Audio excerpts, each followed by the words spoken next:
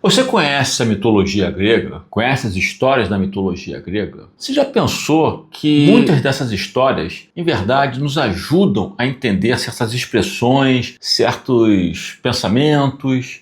Em certa medida, essas histórias, que parecem apenas fábulas, têm enorme peso na nossa comunicação em língua portuguesa?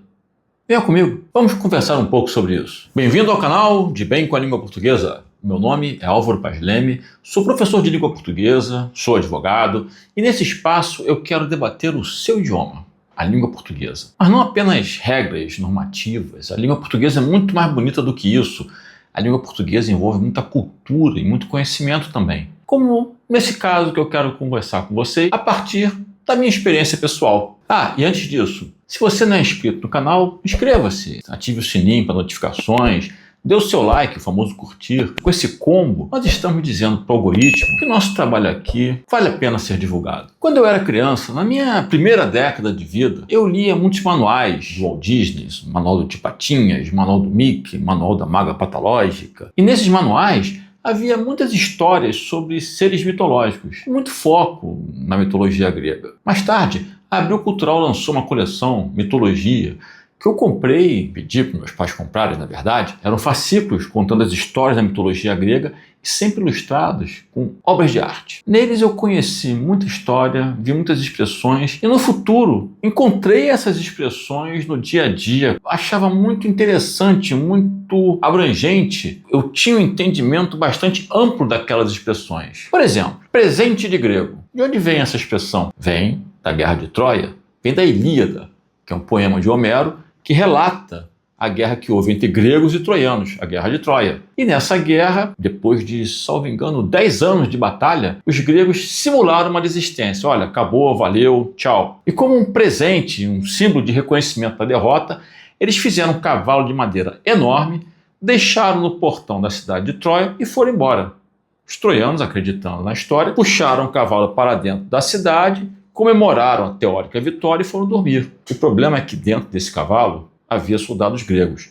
Quando todos estavam dormindo, quando a cidade inteira estava descansando, os soldados saíram de dentro do cavalo, foram até o portão, abriram o portão, os gregos entraram, subjugaram a cidade e ganharam a guerra. Daí a expressão presente de grego, que quer dizer exatamente isso, ou seja, um presente que você dá para alguém parecendo ser uma coisa legal, mas na verdade não é. Uma outra história que eu achei bastante interessante é a história de Narciso. Narciso era um homem muito bonito que um dia, ao se debruçar no lago para lavar o rosto, viu a sua própria imagem e se apaixonou por si mesmo. E ficou ali, à beira do lago, se olhando, até que... Bom, aí são duas versões que eu conheço. A primeira delas, ele ficou tão apaixonado por si mesmo, mas tão apaixonado que mergulhou no lago para tentar se abraçar e acabou morrendo afogado. Uma outra versão diz que ele ficou ali ao lado, se admirando tanto que ele não conseguia nem sair da beira do lago, de tão apaixonado que estava por si mesmo. E ali foi ficando,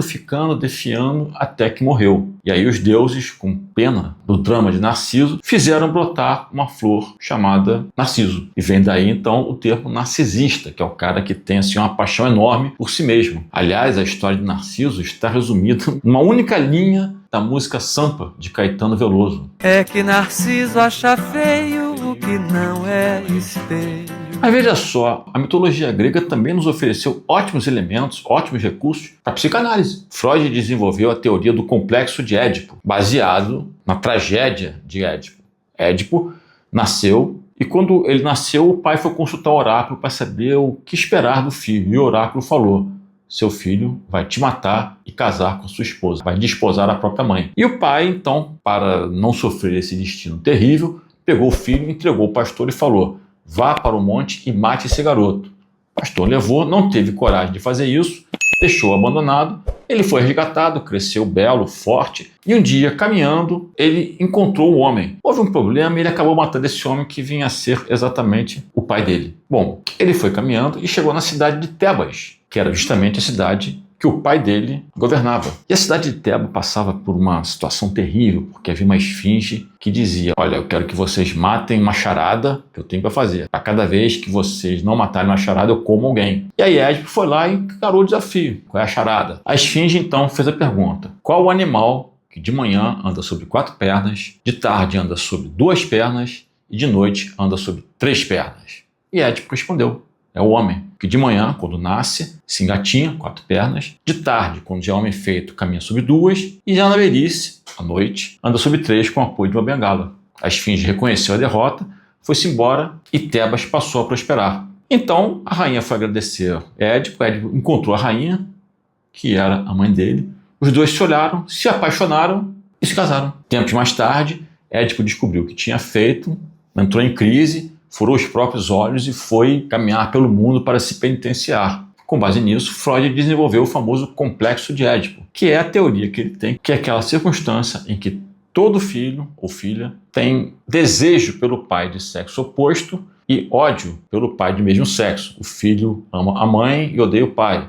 A filha ama o pai e odeia a mãe. Bom, é a teoria freudiana, obviamente, de forma muito resumida aqui. Mas você veja, essas 3 histórias são fantásticas, são histórias bonitas, são histórias seculares e que influenciam a nossa comunicação, que influenciam a comunicação aqui mesmo, em língua portuguesa. Conhecer essas histórias do passado tem enorme peso e enorme importância na comunicação atual. E não só por causa da comunicação. Essas histórias tornam a nossa comunicação mais bonita, mais poética, mais colorida. Se você quiser conhecer mais sobre mitologia grega, procure nos sebos a coleção Mitologia da Biocultural. Aliás, um comentário importante, essa coleção, Mitologia da Biocultural, cada fascículo, cada capítulo conta a história de uma situação da mitologia grega. E é sempre ilustrada com obras de arte mundiais. E eu digo para você, é uma emoção muito grande você entrar no museu, encontrar uma obra de arte, como o quadro de Narciso se admirando no lago, ou de Édipo encarando a esfinge, e não conseguir se emocionar muito, porque você não está admirando apenas uma obra de arte, você está admirando uma obra de arte que ali retrata muito mais do que uma imagem, retrata uma história inteira. Até a próxima.